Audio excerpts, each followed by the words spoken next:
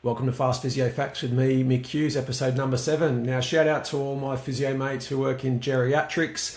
This paper is for you. And even if you don't work in geriatrics and deal with an older population, there's certainly some relevant findings in this paper that you can take away and either save for a rainy day or even apply it to some of the older people that do walk in your door.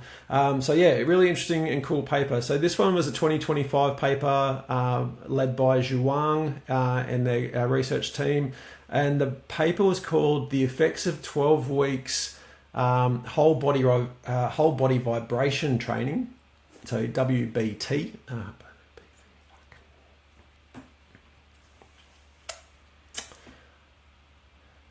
Welcome to Fast Physio Facts with me, Mick Hughes. Now, shout out to all my physio mates who work with the older population, maybe work in geriatrics or have a high volume of older participants, because this paper is certainly right up your alley. And even if you don't work with an older population, certainly take some of these interesting findings on board and save them for a rainy day. I know I certainly have, and I certainly will.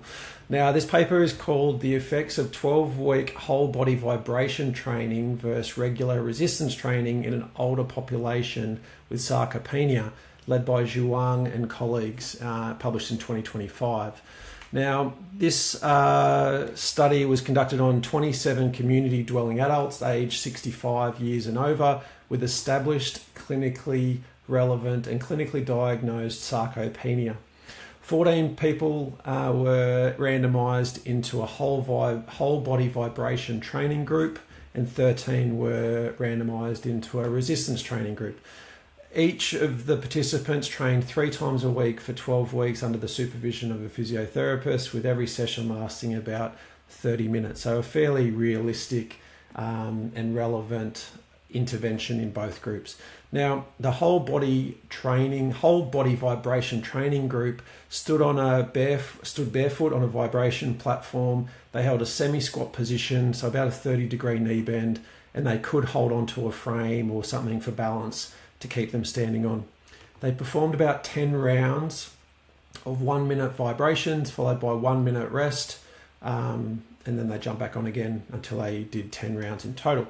The resistance training group was effectively a band-based program that was relevant and pragmatic to the person and their situation and their lives. And they included exercises such as squats or lunges, hip work, and some upper body work.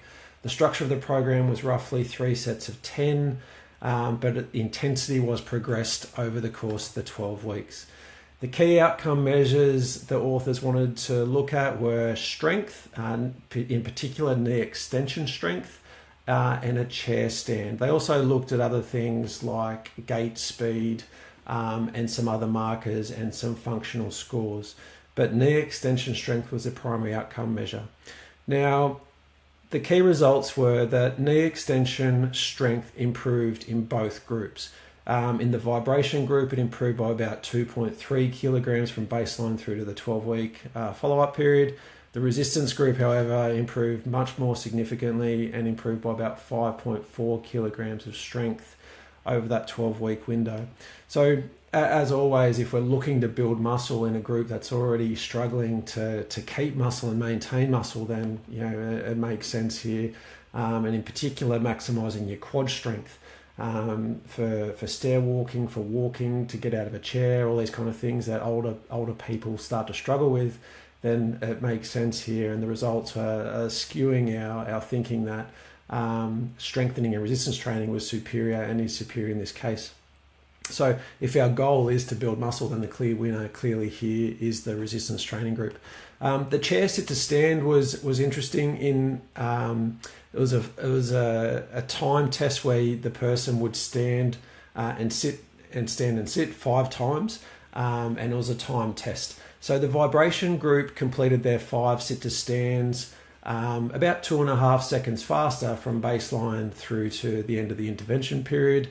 They went from about 11.18 seconds down to 8.69. The resistance training group, they didn't do as well. Interestingly, they improved about 1.4 seconds over that intervention period, going from 10.46 seconds down to 9.09. So in this outcome measure, the whole body vibration group did a smidge better. So ultimately, both groups improved in our key outcome measures, but when it came to strength in particular, as opposed to speed of movement, the resistance training group was out in front. When it came to the other outcome measures, both groups also improved in general function, such as speed, gait speed, and overall lower limb performance. Grip strength didn't have a meaningful change.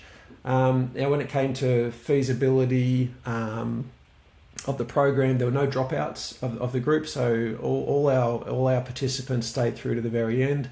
Adherence to the program was high, and all sessions were mostly done, give or take 1 or 2 in each group, and there were no adverse events, importantly, occurred in either group. So they were a really, really nice, neat study here. So ultimately, for me, I've taken away a couple of things that, everyone will have their own interpretations of studies like these. And for me, the thing I've taken away here is if our goal is to build strength, we need to do some degree of resistance training.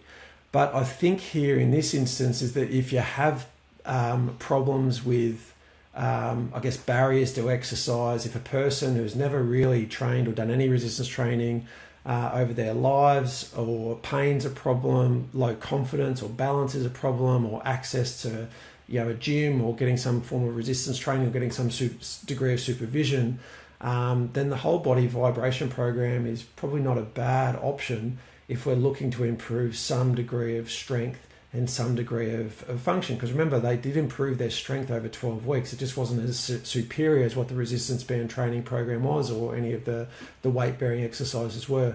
And when it came to speed of movement in our sit-to-stand test, they actually were a smidge better than the group that did the resistance training group. So look, it's probably sort of lends into my biases that I certainly have got a firm bias towards resistance training as opposed to passive interventions. But whole body vibration program and programming and doing a 12-week program 3 times a week in this older population that's losing muscle mass, look, it's there. It can be used, and I think I would certainly have it up my sleeve and use it in a person if there were some barriers and resistance to starting a resistance training program. So I see it as a tool in the toolbox, certainly not as a replacement, and potentially as a stepping stone and creating some buy-in to maybe leading them down into a resistance training program at a later date once confidence has improved, or maybe their pain is reduced, or whatever it may be that's creating a barrier to them starting a formalized training program. Once they've sort of got through those kind of issues, then resistance training might be something you'd sort of throw their way later. But nevertheless, an interesting paper, and I hope it's something there for you. This paper is a full open access paper. You can dive into it yourself and get a little bit more detail out of it if you like. Feel free to leave me some comments, questions in the comment section below. The link to the paper is here below the video. As always, thanks for listening, thanks for watching, and if you've got any suggestions for further topics to look at in the future, please let me know as well. Until next episode, thanks very much for watching Fast Physio Facts with me, Mick Hughes, and until then, we'll see you next week.